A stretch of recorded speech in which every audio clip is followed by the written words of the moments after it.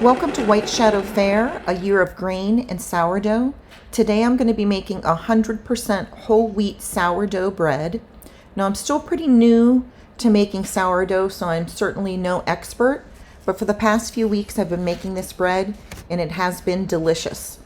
So our ingredients are as follows: 200 grams of whole wheat sourdough starter at 100% hydration, 1,000 grams of whole wheat flour. I personally use white whole wheat flour that I've fresh ground, 835 grams of water, and 20 grams of salt. Now, starting with the night before, you're going to measure everything out so that you have it all ready. And I just put my salt off to the side. I have my starter that I've just fed, and so that overnight it is growing. And I'm going to add to my bowl the wheat flour and the water. So just those two things. And I stir them up using a knife. And you just get it so that the majority of the flour has kind of hydrated. And then you're going to put a lid on that and put it someplace in your house where it's not going to be disturbed. And you're going to let your dough, which is just flour and water, sit and hydrate overnight. So that's your autolyse. And as that is happening while you are sleeping, the first thing when you get up in the morning is you are going to grab your stand mixer. I happen to have a Bosch stand mixer, but a KitchenAid would work just as well. Or if you're really into an arm workout, you can go ahead and do this kneading by hand. This is a lower hydration dough, so it's pretty easy to work with. I went ahead and added my starter at this point and then let my mixer run for 10 minutes.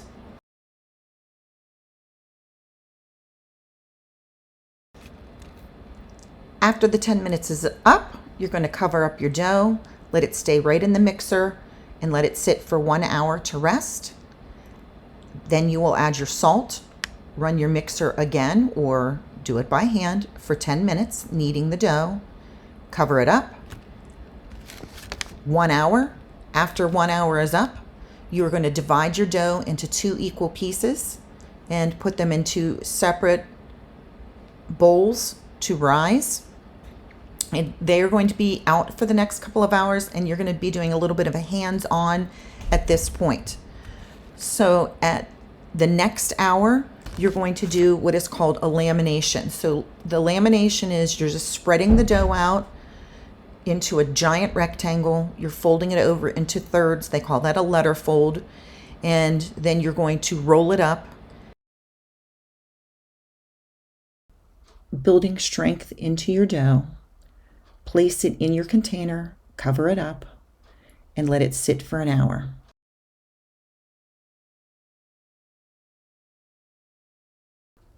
At this point, we're going to do 3 sets of stretch and folds every 30 minutes.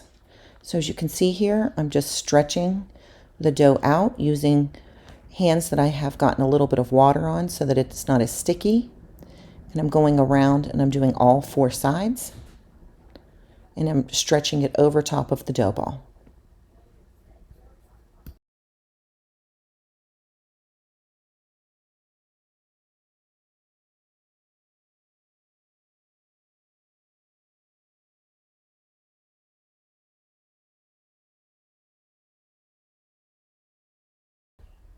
After an hour and a half, I have finished my stretch and folds.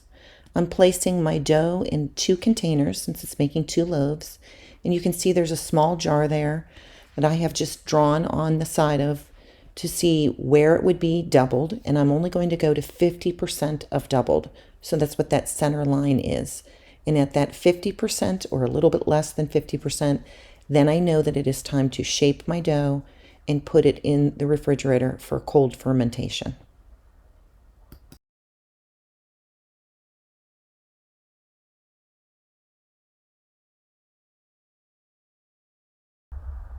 This is what my dough looks like before I put it in the refrigerator on the end of day 2. I've shaped it, I've put it in my banneton with some rice flour, and it is ready to rest overnight.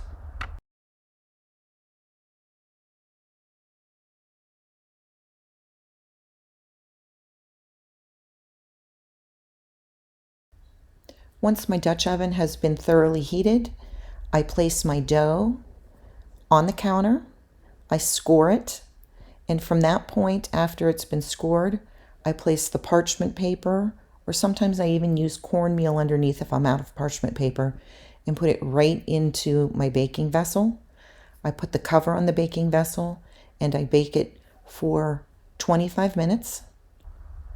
Then I remove the lid and let the bread continue to bake, lowering the heat to 400 degrees for another 15 to 20 minutes until it's done to the color that I like. At that point, I let it sit out on the counter on a cooling rack for 2 hours at a minimum before I cut into it, or else your bread will be gummy. As you can see, my loaves have great oven spring for a full wheat bread. The crumb is beautiful on the inside.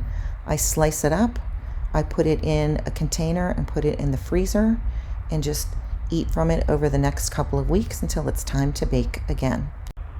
As with all baking, I'm continually learning, and I hope that you've enjoyed this loaf of bread, and perhaps you'll give it a try too.